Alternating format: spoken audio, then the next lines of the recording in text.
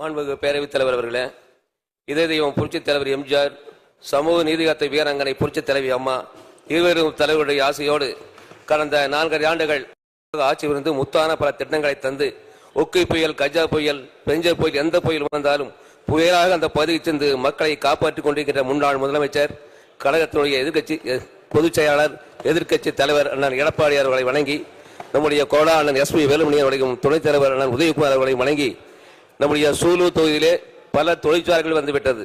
இப்போது ஐடி தொழிற்சாலைகள், அதே போல நூற்பாலைகள் என்று பல தொழிற்சாலைகள் வந்த பகுதி, அதே போல என்ஜினியரிங் தொழிற்சாலை, அதிலே பணிபுரிகின்ற பெண்கள் அதிகமாக இருக்கிறார்கள். வெளியூரில் வந்து தங்கும் பொழுது அவருக்கு கூடுதல் செலவு ஆகிறது.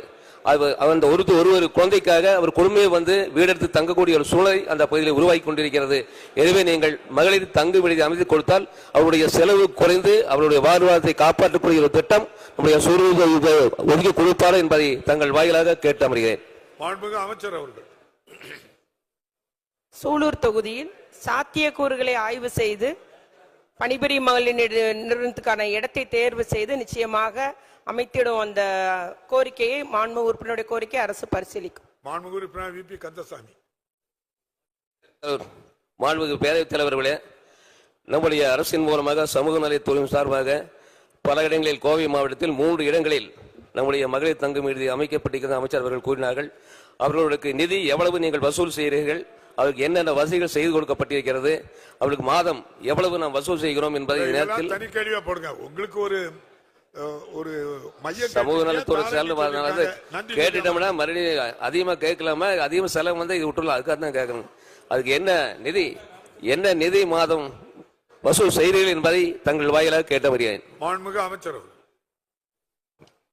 மாண்புமிகு பேரவைத் தலைவர் அவர்களே, 2024-25 ஆண்டு நிதிநிலை அறிக்கையிலே மொத்தம் கோயம்புத்தூர், சென்னை, மதுரை ஆகிய 3 மாவட்டங்களும் சேர்ந்து 26 கோடி ரூபாய் நிதி ஒதுக்கீடு செய்யப்பட்டுள்ளது. அதுபோல இந்த தோழி பணிபுரியும் மகளிர் விடுதி வசதிகளில் பயோமெட்ரிக் நுழைவு, அதாவது அவங்கவுங்க விரல் ரேகை வைத்தால்தான் அந்த உள்ள நுழைய முடியும். கண்காணிப்பு கேமரா, 24 மணி நேரமும் பாதுகாப்பு வசதிகள் செய்யப்பட்டுள்ளது. வைஃபை வசதிகள் கொடுக்கப்பட்டிருக்குது. சுத்திகரிக்கப்பட்ட குடிநீர், இணையதளத்தின் மூலம் முன்பதிவு, எங்க நம்ம ஊர்ல இருந்தே நம்ம கிளம்பி வருமுன்னே முன்பதிவு செய்து கொள்ளலாம்.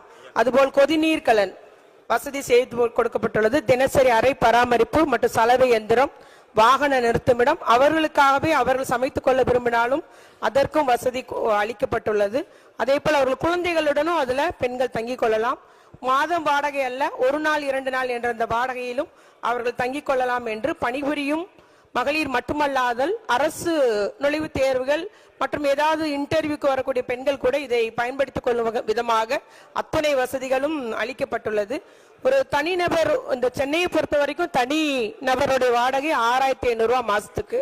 இல்ல 2 பேர் நாங்க ஷேர் பண்ணிக்கிறோம்னா 5400 ரூபாய், 4 பேர் இருக்கிறதுனா 4500 ரூபாய், 6 பேர் இருந்தா 4000 ரூபாய் மாத வாடகையாக நிர்ணயிக்கப்பட்டுள்ளது. செய்திகளை உடனுக்குடன் தெரிந்து கொள்ள உங்கள் கரம் டிவியை சப்ஸ்கிரைப் செய்யுங்கள். அதோடு பெல் பட்டனையும் கிளிக் செய்யுங்கள்.